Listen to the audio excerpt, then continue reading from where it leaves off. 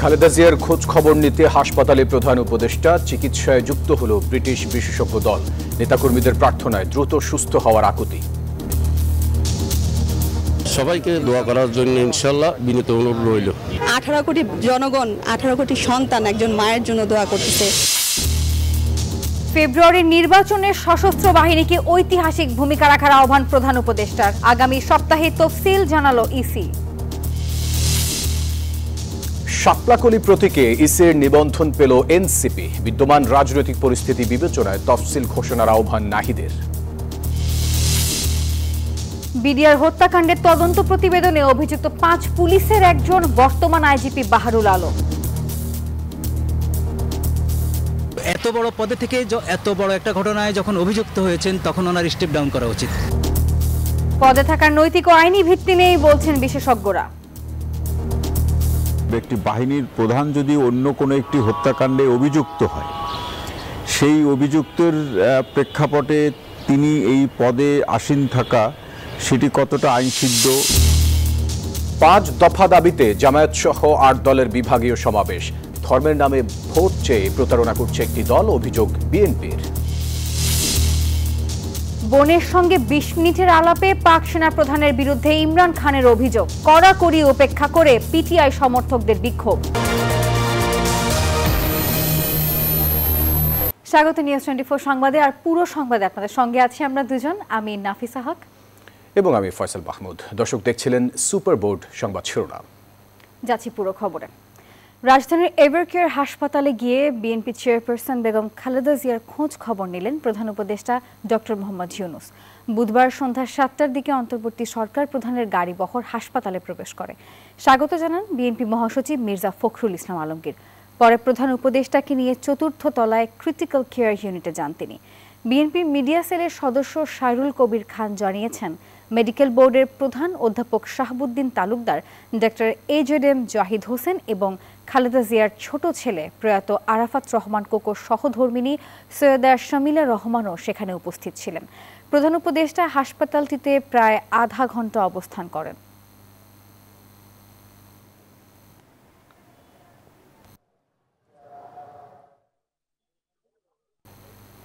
দর্শক, এখনও অপরিবর্তিত বিএনপি চেয়ারপারসন বেগম খালেদা জিয়ার শারীরিক অবস্থা। চিকিৎসায় এবার যুক্ত হলো ব্রিটিশ বিশেষজ্ঞ মেডিকেল টিম, যার নেতৃত্ব দিচ্ছে লন্ডনের বিশেষজ্ঞ চিকিৎসক ডক্টর রিচার্ড বেলি। রাতে খালেদা জিয়ার চিকিৎসায় পরবর্তী করণীয় নিয়ে বৈঠক করে দেশি বিদেশি মেডিকেল বোর্ড। এখানে চীনের বিশেষজ্ঞ মেডিকেল টিম আজ রাতে ঢাকায় এসেছে। টানা 11 দিন ধরে রাজধানীর এভারকেয়ার হাসপাতালে বিএনপি চেয়ারপারসন বেগম খালেদা জিয়া দ্রুত সুস্থ করতে দেশি বিদেশি চিকিৎসকরা চালাচ্ছেন সম্মিলিত প্রচেষ্টা। এর মধ্যে বিএনপি চেয়ারপারসন চিকিৎসকদের সাড়া দিচ্ছেন বলে জানানো হয়েছে। মাঝে বুধবার বেলা 10টার দিকে হযরত শাহজালাল আন্তর্জাতিক বিমানবন্দরে নামেন যুক্তরাজ্য থেকে আগত চিকিৎসক দল। এই সময় তাদের দলনেতা ডক্টর রিচার্ড বিলকে অভ্যর্থনা জানানো হয়। পরে বেলা 10:30টার কাছাকাছি সময় পৌঁছান এভারকেয়ার হাসপাতালে। আগের দিন থেকে চিকিৎসায় যুক্ত আছেন চীনা মেডিকেল টিমও। প্রিয় নেত্রীর খোঁজ খবর নিতে হাসপাতালের বাইরে অপেক্ষা যেন শেষ হচ্ছে না নেতাকর্মীদের। তাদের প্রত্যাশা, দ্রুতই গণতন্ত্রের আপসহীন নেত্রী ফিরবেন জনগণের কাছে। আসলে একজনের জায়গা তো আরেকজন কেউ কখনো পূরণ করতে পারে না, এটাই হচ্ছে বাস্তবতা। প্রার্থনা করি এবং দোয়া করি, সবাইকে দোয়া করার জন্য ইনশাআল্লাহ বিনীত অনুরোধ রইল। দলের নিষেধ, নিরাপত্তার কড়াকড়িও থামাতে পারছে না কর্মীদের প্রিয় মায়ের জন্য আবেগ। সবার দোয়া দিয়ে আমার মাদের সুস্থ। আমি একজন মরে গেলে সে তো বেঁচে থেকে 19 কোটি 18 কোটি মানুষের উন্নয়ন করবে, আমি তো তার করতে পারবো না। হাসপাতালের সামনে নিরাপত্তা নিশ্চিতে বেড়েছে বিজিবি, পুলিশ, র্যাব ও আর্মড পুলিশ ব্যাটালিয়নের তোড়জোড়। নাইম আলচিকো, নিউজ 24, ঢাকা। দর্শক, এই বিষয়ে আমরা আরো খবর জানবো। আমাদের সঙ্গে সরাসরি যুক্ত হচ্ছেন সহকর্মী আরিফুল ইসলাম। আরিফ, জানাবেন বেগম জিয়ার সবশেষ শারীরিক অবস্থা নিয়ে যে মেডিকেল বোর্ড বৈঠক করেছে, এই বিষয়ে আপনার কাছে কোনো তথ্য আছে কিনা?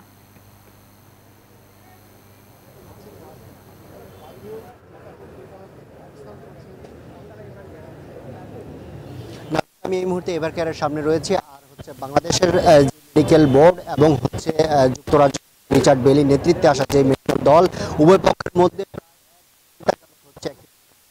একই সাথে হচ্ছে কিছুক্ষণ আগে হচ্ছে আমাদেরকে জানানো হয়েছে চীন থেকে আসা 7 সদস্যের বিশিষ্ট একটি মেডিকেল দল বসুন্ধরা এলাকায় প্রবেশ করেছে। কিছুক্ষণের মধ্যে হচ্ছে সেই মেডিকেল দলটি এভারকেয়ার হাসপাতালে প্রবেশ করবে। একই সাথে হচ্ছে চীন এবং হচ্ছে যুক্তরাজ্য এবং হচ্ছে বাংলাদেশের যে মেডিকেল দল, এই 3 দলের বৈঠকে হচ্ছে সিদ্ধান্ত আসতে পারে যে বেগম খালেদা জিয়ার চিকিৎসা কিভাবে হবে বা কি করণীয় এই মুহূর্তে। আসলে মূলত এখানে যে বিষয়টি উঠে আসছে সেটা হচ্ছে বিদেশে নেওয়ার যেই প্রেক্ষাপটে যে বিষয়টি রয়েছে সেই বিষয়টিকে মূলত গুরুত্ব দেওয়া হচ্ছে যে খালেদা জিয়াকে কখন নাগাদ বিদেশে নেওয়া হবে বা নেওয়া হবে কিনা বা চিকিৎসাটা কিভাবে করলে খুব দ্রুতই তিনি সুস্থ হয়ে উঠবেন, এই বিষয়গুলো কিন্তু উঠে আসছে। একই সাথে আজকে সারাদিনের যে বিষয়গুলো যদি বলি, 11:15 দিকে হচ্ছে যুক্তরাজ্য বিশেষজ্ঞ দল হচ্ছে এভারকেয়ার হাসপাতালে প্রবেশ করে। এরপর থেকেই হচ্ছে তাদের পর্যবেক্ষণে রয়েছেন। এরপর হচ্ছে বিভিন্ন রাজনৈতিক কেন্দ্রীয় যে রাজনৈতিক নেতারাও কিন্তু এখানে এসেছেন। এর বাইরে হচ্ছে সন্ধ্যা 7টার দিকে হচ্ছে প্রধান উপদেষ্টা ডক্টর মোহাম্মদ ইউনূস সন্ধ্যা 7:15 দিকে হচ্ছে এভারকেয়ার হাসপাতালে প্রবেশ করেন। একই সাথে তিনি 30 মিনিট হচ্ছে এভারকেয়ার হাসপাতালে অবস্থান করেন। একই সাথে তাকে হচ্ছে মির্জা ফখরুল এবং হচ্ছে আরাফাতুর রহমান কোকো তার স্ত্রী কিন্তু হসপিটালে অবস্থান করছিলেন। সবাই মিলে এবং পরিবারের সবাইকে তিনি প্রধান উপদেষ্টা সান্ত্বনা দিয়েছেন এবং হচ্ছে দেশবাসীর কাছে প্রধান উপদেষ্টা দোয়া চেয়েছেন। এই ছিল এভারকেয়ার হাসপাতাল থেকে আমার কাছে সবশেষ। আরিফ, ধন্যবাদ আপনাকে। অন্য প্রসঙ্গ, ফেব্রুয়ারিতে বাংলাদেশে একটি অবাধ, সুষ্ঠু এবং উৎসবমুখর নির্বাচন হবে বলে আবারও প্রত্যয় ব্যক্ত করেছেন অন্তর্বর্তী সরকারের প্রধান উপদেষ্টা অধ্যাপক ডক্টর মোহাম্মদ ইউনূস। বুধবার সকালে মিরপুর সেনানিবাসে ন্যাশনাল ডিফেন্স কোর্স ও আর্মড ফোর্সেস ফেয়ার কোর্স 2025 সমাপনী অনুষ্ঠানে তিনি এই মন্তব্য করেন। মিরপুর সেনানিবাসে ন্যাশনাল ডিফেন্স কোর্স ও আর্মড ফোর্সেস ফেয়ার কোর্স 2025 সমাপনী অনুষ্ঠানে বক্তব্যের শুরুতে প্রধান উপদেষ্টা অধ্যাপক মোহাম্মদ ইউনূস বিএনপি চেয়ারপারসন বেগম খালেদা জিয়ার দ্রুত আরোগ্য কামনা করেন এবং তার সুস্থতার জন্য সবার দোয়া প্রার্থনা করেন। Let us pray to Allah, along with all the people of Bangladesh, for the speedy recovery of our former Prime Minister and our national leader, Begum Khaleda Zia, who is struggling with her life. আবারও ফেব্রুয়ারিতে নির্বাচন অনুষ্ঠান প্রসঙ্গে প্রধান উপদেষ্টা বলেন, নির্বাচন উৎসব মুখর হবে বলে আশাবাদী তিনি। In our national election and referendum coming February, to make it not only a historical landmark, also peaceful and festive, make it a festive occasion for all voters who turn out to vote. And the nation will remember with pride. NDC 2025-এ 96 জন অংশগ্রহণকারীর সশস্ত্র বাহিনী 49 জন, বেসামরিক প্রশাসন 18 জন, 18টি বন্ধু প্রতিম দেশে 29 জন, এএফডব্লিউসি 2025-এ 56 জন সদস্য সফলতার সঙ্গে কোর্স সম্পন্ন করেন। জাতীয় নিরাপত্তা নীতি প্রণয়ন এবং কৌশলগত সিদ্ধান্ত গ্রহণে এই কোর্সগুলো গুরুত্বপূর্ণ ভূমিকা রাখবে বলেও মন্তব্য করেন প্রধান উপদেষ্টা। মারুফা রহমান, নিউজ 24, ঢাকা। শতাব্দীর সেরা নির্বাচন উপহার দিতে চায় নির্বাচন কমিশন, এমন মন্তব্য করেছেন ইসির সিনিয়র সচিব আখতার আহমেদ। বুধবার সকালে ত্রয়োদশ জাতীয় সংসদ নির্বাচন উপলক্ষে সাংবাদিকদের দিনব্যাপী প্রশিক্ষণের উদ্বোধনী অনুষ্ঠানে এই মন্তব্য করেছেন তিনি। আমরা একটা ভালো নির্বাচন চাই, শতাব্দীর ভালো নির্বাচন চাই, এটা আমাদের সবারই প্রত্যাশা। আমাদের মাননীয় প্রধান উপদেষ্টা এটা নিজেও বলেছেন বারবার করে, এবং আমরা সবাই এটার সাথে অঙ্গীভূত। আগামীতে আমরা কি ধরনের দেশ দেখতে চাই, আমাদের গণতান্ত্রিক পথযাত্রা কেমন হবে, তার একটা tone setting, course setting event হতে যাচ্ছে ফেব্রুয়ারি 2026-এর নির্বাচন। দর্শক, এবার আমাদের নিয়মিত আয়োজন ZSRM নির্বাচনের পথে।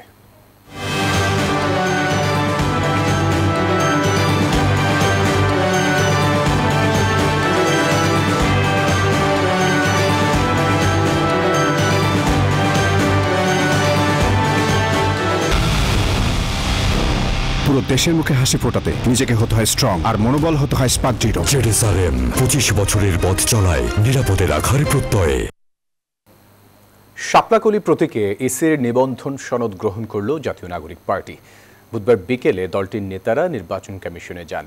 দলটির আহ্বায়ক নাহিদ ইসলাম সাংবাদিকদের জানান, নির্বাচন কমিশন নিয়ে এনসিপি উদ্বিগ্ন। ইসি পক্ষপাতমূলক আচরণ করলে এনসিপি কঠোর হবে বলেও জানিয়েছেন তিনি। আর সবার সঙ্গে আলোচনা করে ইসিকে নির্বাচনের তফসিল ঘোষণার আহ্বান জানান নাহিদ। রাজনৈতিক দল হিসেবে নিবন্ধনের সনদ নিল এনসিপি। ত্রয়োদশ জাতীয় সংসদ নির্বাচনে শাপলাকলি প্রতীক নিয়ে ভোট করার কথা জানালেন দলটির নেতারা। প্রধান নির্বাচন কমিশনারের সঙ্গে সাক্ষাৎ করতে বুধবার ইসিতে আসেন এনসিপির 4 সদস্যের প্রতিনিধি দল। সনদ গ্রহণ করে তারা অভিযোগ করেন, নির্বাচন কমিশনে এখনো অনেক দুর্নীতিবাজ কর্মকর্তা রয়ে গেছেন। তাই ইসিকে নিয়ে এখনো উদ্বিগ্ন এনসিপি। ইসি পক্ষপাতমূলক আচরণ করলে এনসিপি অনাস্থা প্রকাশ করবে এবং কঠোর হতে বাধ্য হবে বলে জানান দলটির নেতারা।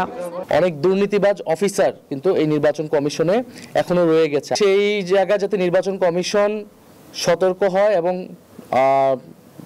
যথাযথ ব্যবস্থা নেয়, সেই আমাদের আহ্বান থাকবে। নির্বাচন কমিশনের আমরা দেখি যে তারা পক্ষপাতিত্বমূলক আচরণ করতেছে। আমরা বিভিন্ন সময় দেখেছি, এর আগে আমরা বলেছি সুস্পষ্টভাবে, এটা যদি তারা ভবিষ্যতে করে সেক্ষেত্রে নির্বাচন কমিশনের প্রতি আমরা সম্পূর্ণ অনাস্থা দিতে বাধ্য এবং তাদের বিরুদ্ধে কিন্তু আমাদের তখন কঠোর ব্যবস্থা নিতে হবে। 4টি প্রশ্ন নিয়ে গণভোটের প্রক্রিয়া জটিল করা হচ্ছে বলেও মনে করেন এনসিপির নেতারা। গণভোটের প্রক্রিয়াটা এমন করে জটিল করে তোলা হয়েছে। মক টেস্টে যেটা আমাদের এক্সপিরিয়েন্স এসেছে, যারা শিক্ষিত মানুষ তারা কিন্তু 4টা প্রশ্নই পড়তেছে এবং শেষে হ্যাঁ বা না তারা উত্তরে যাচ্ছে। আমরা সেখানে বলেছিলাম যে এটা যদি একটা লিডিং কোশ্চেনে হয়ে জুলাই সনদের আপনি কি সমর্থন করেন নাকি করেন না, তাহলে হ্যাঁ বা না। রাজনৈতিক পরিস্থিতি স্থিতিশীল থাকলেই যেন কেবল নির্বাচনের তফসিল ঘোষণা করে কমিশন, এই আহ্বান জানান এনসিপি নেতারা। খালেদা জিয়া আমাদের যিনি রয়েছেন উনি অসুস্থ রয়েছেন। তারপরে আমাদের দেশের যে পরিস্থিতি, এই পরিস্থিতিগুলো যাতে সবার সাথে কথা বলে জেনে সবাইকে অনবোর্ড করে এই জিনিসটা করার জন্য। অন্তরা বিশ্বাস, নিউজ 24, ঢাকা। ক্ষমতালোভীরা দেশ সংস্কারের পরিবর্তে আবার ক্ষমতার অলিতে গলিতে ছুটছে। রংপুরে জামায়াত সহ 8 দলের বিভাগীয় সমাবেশ থেকে এই আহ্বান জানান দলগুলোর নেতারা। বুধবার বিকেলে রংপুর কালেক্টরেট মাঠে এই সমাবেশ অনুষ্ঠিত হয়। বক্তারা বলেন, একটি দলকে বিশেষ নিরাপত্তা দেওয়া হচ্ছে, যা খারাপ ইঙ্গিত। আর নির্বাচনে এটি লেভেল প্লেইং ফিল্ড নষ্ট করবে। তারা বলেন, গণভোটের তারিখ ঘোষণার পর জাতীয় নির্বাচন দিতে হবে। কোনো মহল ভোটে কারচুপি অথবা ডাকাতির চেষ্টা করলে দাঁত ভাঙা জবাব দেওয়ার হুঁশিয়ারও জানান নেতারা। সংস্কার এবং দৃশ্যমান নির্বাচনের জনগণ ধর্মের দোহাই দিয়ে ভোট চেয়ে একটি দল মানুষের সঙ্গে প্রতারণা করছে, এমন অভিযোগ করেছেন বিএনপি স্থায়ী কমিটির সদস্য মির্জা আব্বাস।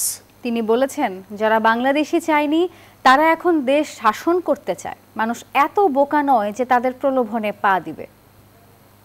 আজকে ওরা বাংলাদেশে ভোট চায়, ওরা আজকে বাংলাদেশে লম্বা লম্বা কথা বলে। আমরা তো আসলে আওয়ামী লীগের মতো করতে পারবো না, তাই ওনারা খুব বেশি, ওনাদের গলার স্বর খুব বেশি উঁচা হয়ে গেছে। আওয়ামী লীগ একটা অভদ্র দল, এরা একটা অসভ্য দল এবং ধর্ম বিচ্যুতকারী একটা দল। এরা মওদুদ দেবতায় বিশ্বাস করে, এরা ইসলামে বিশ্বাস করে না। এবারে ভ্যাসলিন প্রেজেন্ট শীতের সাতকাহন।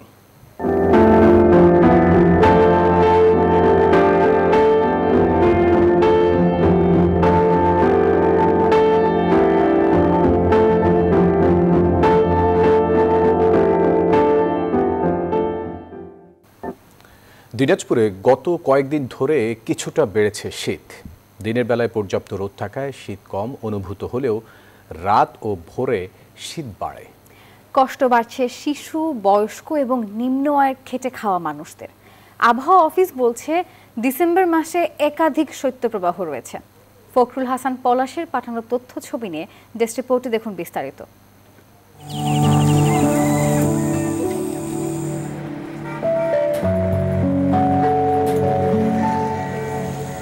ষড়ঋতুর দেশে পৌষ আসেনি এখনো, তবে সবুজ ঘাসে পড়েছে শিশিরের চাদর, আর হিমেল পরশে মিষ্টি রোদ জানাচ্ছে অগ্রহায়ণ যায় যায় আসছে পৌষ। সকাল সকাল নেমেছে টাটকা খেজুরের রস, চুমুকে চুমুকে শীতের স্বাদ দিচ্ছেন কেউ কেউ। উত্তরের জেলা দিনাজপুরে শীত আসে একটু আগে ভাগেই। কষ্ট বাড়লেও থেমে নেই জীবনযাত্রা। গরম কাপড়েই বেরিয়েছেন অনেকে। শিশুরা যাচ্ছে স্কুল, আর বয়স্করা নিচ্ছেন গরম চায়ের উষ্ণতা। প্রচুর শীত, ঠান্ডায় লোকজন বাড়াইতে পারে না, কারোর মধ্যে কাপড় ঠিক থাকে না, এমন অবস্থা শীত। রোদ উঠলে বাড়ছে তাপমাত্রা। সকাল ও রাতে তাপমাত্রা কমতে থাকায় শীতে কষ্ট বাড়ে শিশু ও বয়স্কদের। ঠান্ডা উপেক্ষা করেই কাজে বের হচ্ছেন শ্রমজীবী মানুষেরা। সকালে আর সন্ধ্যার পর থেকে শীত শুরু হচ্ছে। বাচ্চাদের নিয়ে একটু কষ্ট হয়, ওরা তো বুঝে না, ঠান্ডা লাগায়, জ্বর সর্দি লেগে থাকে। আবহাওয়া অফিস বলছে এ মাসের দ্বিতীয় সপ্তাহ থেকেই শীতের তীব্রতা আরো বাড়বে। কয়েকদিন ধরে এ জেলায় সর্বনিম্ন তাপমাত্রা 14 থেকে 16 ডিগ্রি সেলসিয়াসের মধ্যে ওঠানামা করছে। তবে দিনের বেলা তাপমাত্রা 28 থেকে 30 ডিগ্রি সেলসিয়াসের মধ্যে থাকলেও সন্ধ্যা থেকে তাপমাত্রা এ জেলায় ক্রমশ দ্রুত গতিতে হ্রাস পাচ্ছে। ডিসেম্বরে পুরো দস্তুর যে শীত সেটি দেখা মিলতে পারে, সেই সাথে ডিসেম্বরে শৈত্যপ্রবাহের সম্ভাবনাও রয়েছে। গত কয়েকদিন ধরে দিনাজপুরের তাপমাত্রা 13 থেকে 14 ডিগ্রি সেলসিয়াসের মধ্যে ওঠানামা করছে। Desk report, news 24। পাকিস্তানের সাবেক প্রধানমন্ত্রী ইমরান খান কারাগারে মানসিক নির্যাতনের শিকার। এজন্য দায়ী দেশটির সেনাপ্রধান জেনারেল আসিম মনির, এমনটি অভিযোগ করেন ইমরানের বোন উজমা খান। তার অভিযোগ নাকচ করে দিয়েছেন দেশটির স্বরাষ্ট্র প্রতিমন্ত্রী তালাল চৌধুরী। এদিকে ইসলামাবাদ হাইকোর্ট এবং আদিয়ালা কারাগারের বাইরে বিক্ষোভের ডাক দিয়েছে পিটিআই।